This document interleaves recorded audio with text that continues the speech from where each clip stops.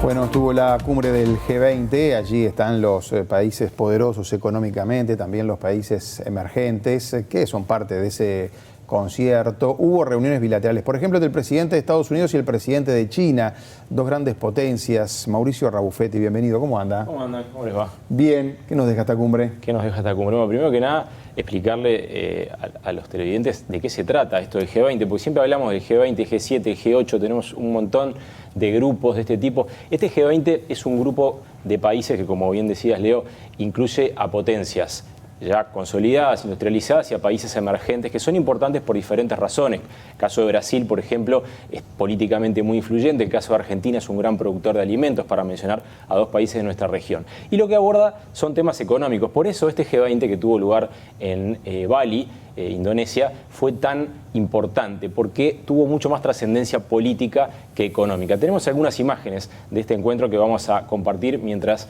te cuento un poco de qué fue lo que nos dejó, como preguntabas bien, esta reunión, que tuvo como momento cumbre la reunión entre Xi Jinping, el presidente chino, y Joe Biden, el primer encuentro desde que este último, Joe Biden, ingresara a la Casa Blanca. Lo más importante es que se cerró este encuentro con una declaración conjunta, algo que últimamente está siendo bastante difícil de encontrar en los foros que requieren consenso.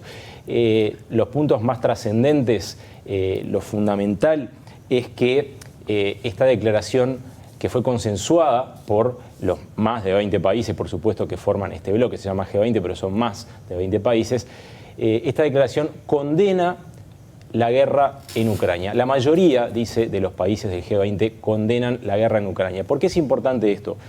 Por la positiva y por la negativa. Primero, porque hay una condena a un conflicto que está alterando la paz mundial y alterando la economía mundial, y así lo explica esa declaración.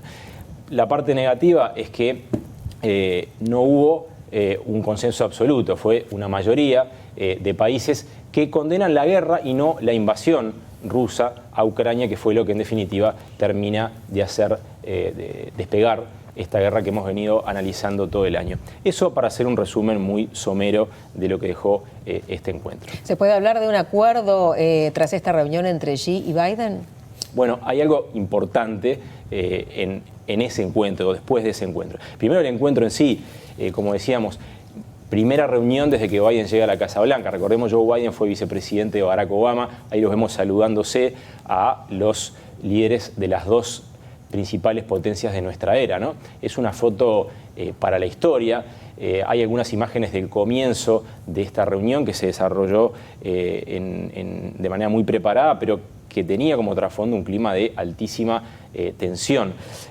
Lo más importante, los dos coincidieron en que no hay necesidad de que se desarrolle una nueva guerra fría. Esto que de alguna manera se presentó como una posibilidad ante el mundo cuando, recordemos, porque lo abordamos aquí en el noticiero, cuando la hasta ahora presidenta de la Cámara de Representantes norteamericana, Nancy Pelosi, llegó a Taiwán y China respondió con maniobras militares cerca de la isla de Formosa. Lo más importante, esta decisión de no escalar en esta rivalidad, que esa rivalidad no llegue a un conflicto, rivalidad en el ámbito comercial, tecnológico, educativo, de influencia cultural, de influencia en la creación de un orden mundial, que esto no escale a un conflicto que enfrente estas dos potencias.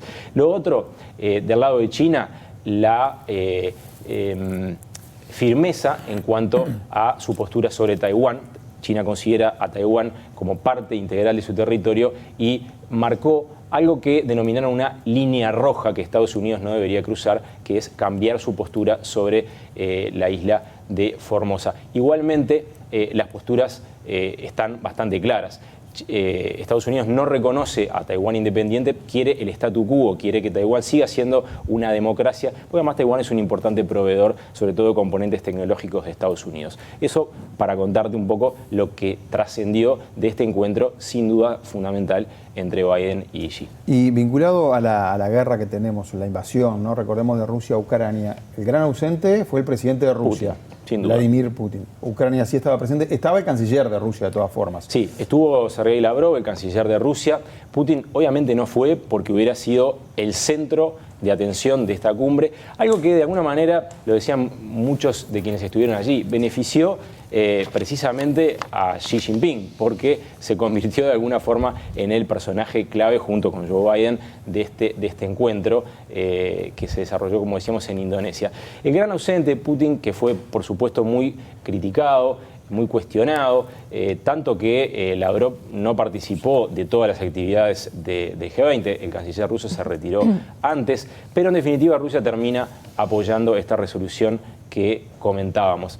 Importante de vuelta la condena a la guerra en Ucrania y la decisión de ir o de manifestarse en contra por parte del G20. Ahí vimos al presidente argentino que tuvo un inconveniente de salud importante, ¿no? El presidente argentino tuvo que ser atendido por una gastritis erosiva y sí, estuvo internado como 6 horas además. Se perdió justamente por esa razón una parte fundamental en donde participó el canciller Santiago Cafiero. Precisamente, Mauricio, ¿qué pasa con nuestros vecinos? Nos venimos un poquito más cerca con Argentina y con Brasil.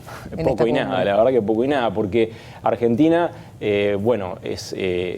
tuvo este inconveniente que contábamos con el presidente Alberto Fernández, y Brasil no tuvo representación a nivel de presidente porque Jair Bolsonaro, derrotado por Lula en las elecciones, ahí vemos a Lula que va a volver al G20, y que digo va a volver, yo cubrí 3 o 4 G20 en diferentes lugares, en Corea, en Washington y en Buenos Aires, que fue el que tuvimos más cerca a nosotros, y este hombre, Luis Ignacio Lula da Silva, tenía una participación preponderante, él y su canciller. Bueno, Bolsonaro no estuvo en este G20 y por lo tanto Brasil no tuvo un papel ni definitorio ni gravitante, como sí lo ha tenido en otras circunstancias en las que el G20 es, por sobre todas las cosas, ese foro de discusión de soluciones económicas para problemas económicos, que es lo que le dio origen, en definitiva. Te vuelvo al tema anterior de la guerra. ¿Tendrá algún efecto este llamado que se está haciendo a parar la guerra? Rusia perdiendo territorio ahora que había conquistado mediante las armas.